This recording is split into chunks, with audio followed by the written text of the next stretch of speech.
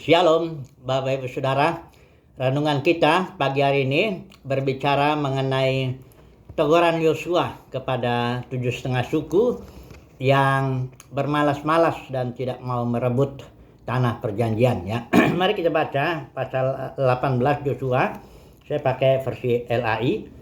Maka berkumpullah segenap umat Israel di Shilo, lalu mereka menempatkan kemah pertemuan di sana, karena negeri itu telah takluk kepada mereka. Jadi negeri itu sudah aman lah. Aman bukan berarti yang 7 bangsa itu sudah habis semua, bukan. Aman itu artinya peperangan atau mereka Israel tidak diganggu lagi, ya, oleh 7 bangsa yang tersisa itu, ya. Jadi ayat 2, pada waktu itu masih tinggal 7 suku di antara orang Israel yang belum mendapat bagian milik pusaka.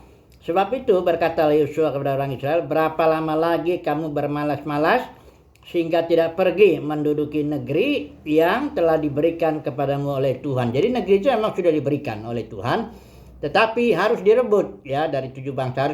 Harus berperang orang Israel. Sudah diberikan, ya. Jadi ingat, ya, prinsipnya sudah, ya. Nah, bagaimana caranya Yosua itu memotivasi supaya yang 7 bangsa ini mau bangkitlah dari kemalasannya. Dia kan udah rasa nyaman, baik suci udah kemah Musa taruh situ, ya, dia sudah nggak ada peperangan, negeri udah semuanya aman lah istilahnya, di zona nyaman lah mereka ini, ya. Nah, caranya Yosua begini, ayat 4, ajukan 3 orang dari tiap-tiap suku, aku akan menyuruh mereka supaya mereka bersiap untuk menjelajahi negeri. Dicatat dulu semuanya, baru dibagi, baru serebut, ya. Setelah dibagi, inilah caranya, ya. Warisannya mesti jelas, memang begitu, ya. Kalau orang mau berperang nggak jelas, ya, warisannya apa yang mau saya rebut, ya, bagaimananya itu semuanya harus. Kalau nggak jelas begitu jadi kurang semangat, ya. Nah, inilah satu pelajaran lah, ya. Nah, mari kita langsung terapkan aja ini dalam kehidupan kita sehari-hari sebagai orang Kristen saat ini dalam konteks perjanjian baru.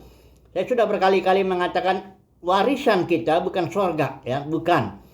Fokus rencana Bapa dari awal, dari Kejadian sampai Wahyu itu tetap bumi, ya. Bahwa di surga bilang, baiklah kita menjadikan manusia serupa segambar dengan kita supaya mereka berkuasa di bumi, menaklukkan segala sesuatu di bumi. Di kitab Wahyu juga Yerusalem baru yang dari surga itu turun ke bumi, ya. Bumi menjadi bumi yang baru. Jadi tetap fokusnya bumi. Nah, warisan kita tuh ada di dalam peperangan di bumi ini, menaklukkan segala sesuatu yang ada di bumi. Kerajaan setan itu ditaklukkan supaya kita bisa merampas tawanannya, ya. Tawanannya apa, ya? Manusia lah, ya. Manusia diserahkan kepada Tuhan Yesus supaya setiap lutut bertelut lidah mengakui secara Tuhan. Jadi itu warisan. Nah, dan warisan kita itu adalah kita harus penuh Roh Kudus dalam pengertian seperti Yesus penuh Roh pada waktu pelayanannya.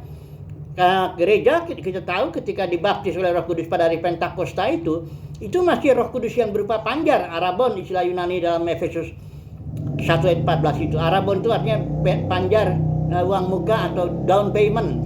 Jadi baru sebagian Roh Kudus. Makanya nggak bisa kita menaklukkan kerajaan gelap dengan roh yang sebagian itu.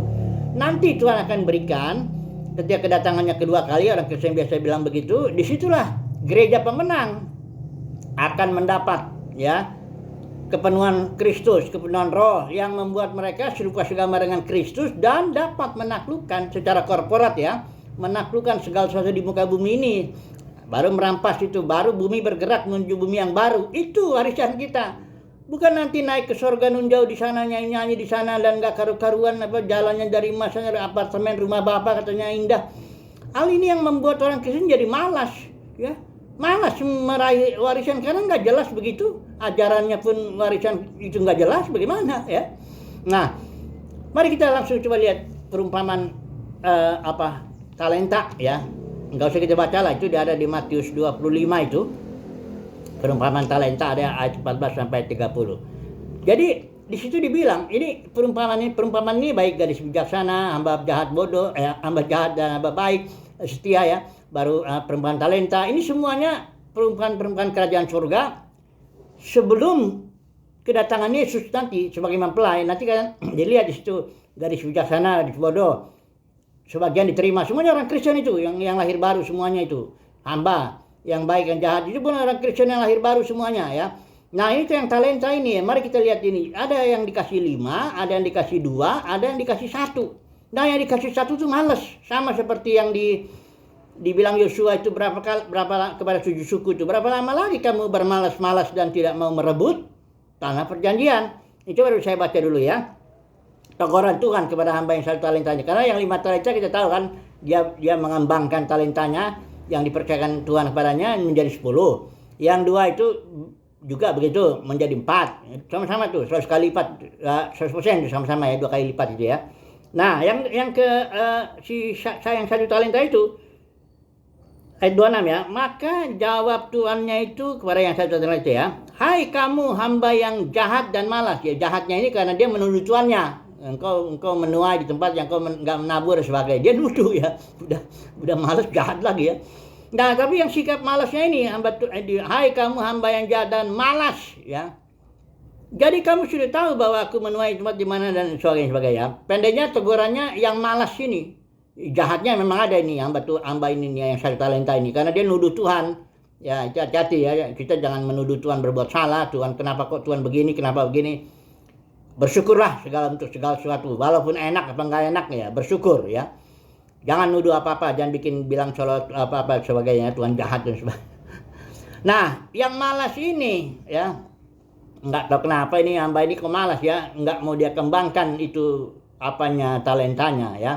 Terus dibilang di sini, campakkanlah, ini dikatakan ayat 30, ngeri juga ini ya, disiplinnya ini. Dan campakkanlah hamba yang tidak berguna. Jadi kalau orang malas udah nggak guna ya. Campakkanlah hamba yang tidak berguna itu ke dalam kegelapan yang paling gelap. Di sanalah akan terdapat ratap dan kertak gigi. Artinya di sini dia menyesal, si hamba ini yang 1 talenta. Nah, saudaraku, mari kita coba merenungkan ya pagi hari ini ya. Saya percaya semuanya memang kasih karunia Tuhan ya.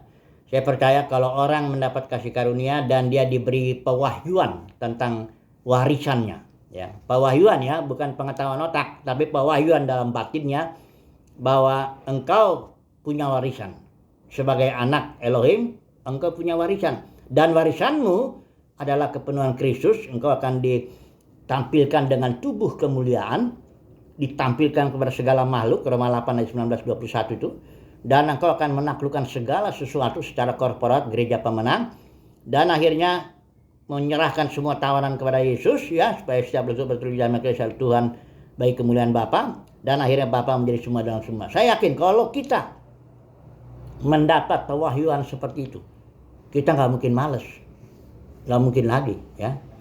Ya, walaupun kita barangkali nggak serajin seperti apa, yang jelas kita nggak akan malas, karena kasih karunia itu atau pewahyuan firman itu jadi suatu iman dalam batin. Iman itu adalah energi Kristus, energi yang memampukan kita, karena energi itu kan suatu kemampuan untuk melakukan usaha. Jadi energi itu mendorong kita. Pewahyuan warisan kita itu akan mendorong kita untuk kita bertindak, melakukan apa yang Tuhan mau kita lakukan. Kita nggak akan malas, saudara, nggak akan malas. Kita akan bangkit ya, walaupun banyak tantangan, kita akan jalani terus sampai kita memperoleh warisan kita ya. Kalau kita mendapat pewahyuan, ini kuncinya. Semoga kita lah orang-orang yang mendapat kasih karunia untuk mendapat pewahyuan mengenai warisan kita ini sebagai anak Elohim ya. Kalau dunia kekristenan itu kan jangan saudara percaya itu ajarannya nyanyi surga nun jauh di sana gak karu-karuan, sebagian orang dilempar ke neraka, itu dusta iblis itu. Kalau saudara percaya itu, saudara akan menjadi orang malas di dalam zona nyaman saudara ya. Saudara nggak akan bangkit untuk semangat gitu, enggak. Tapi puji Tuhan kita mendapat kasih karunia untuk meraih warisan kita, yaitu kepenuhan Kristus untuk menaklukkan segala sesuatu sehingga Bapa menjadi semua dalam semua. Haleluya, amin.